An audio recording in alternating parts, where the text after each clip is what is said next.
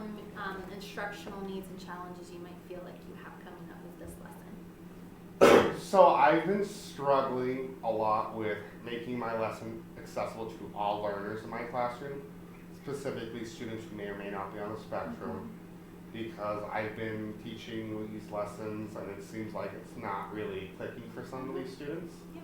So maybe just differentiating with different instructional strategies Yeah. or scaffolding based off of the needs, maybe with EL learners or students with special needs. Exactly. Okay. Can you tell me a little bit about the curriculum that you're using and just give me a brief overview of the lesson? So currently we're on Module 4 on Eureka Math and we're on the ending lessons of it. And we've been working with number bonds in the past with addition and subtraction. And right now we're trying to compose and decompose numbers up to ending or whole number. Okay. And trying to make sure we can understand what is 10 and how do we get to 10. Right, because you have kindergarten, and so some of these kiddos didn't even go to preschool. Exactly. So some of these kiddos don't even have those basic foundational knowledge of number sense, and it looks like you have different strategies like the number bond and those kinds of strategies that we'll look more into.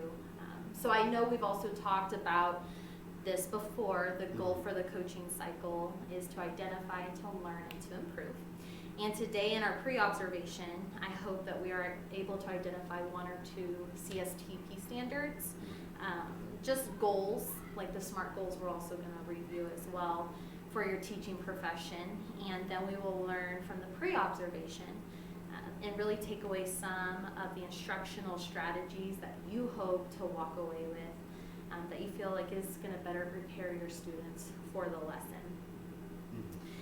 And then also giving yourself a lens of the CSTP standards so that you are targeting those skills during the lesson. And then finally, just to improve professionally, because this really has the intended outcome to help your students grow and improve, but also when we grow and improve, they're also able to refine as well.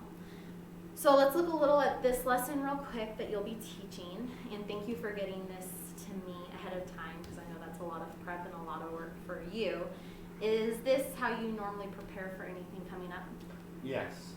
So typically I will front load the lesson during our small group intervention time and have students be working in their stations, working independently while I grab students who may or may need some additional support, like with number sense, understanding how to compose numbers, and especially identify what that number is. So using touch math to understand what the number 2 is. For sure, and it's also good for those kiddos who might struggle a little bit more, building that confidence, so when you have whole group lesson, they feel like they're able to participate in that too.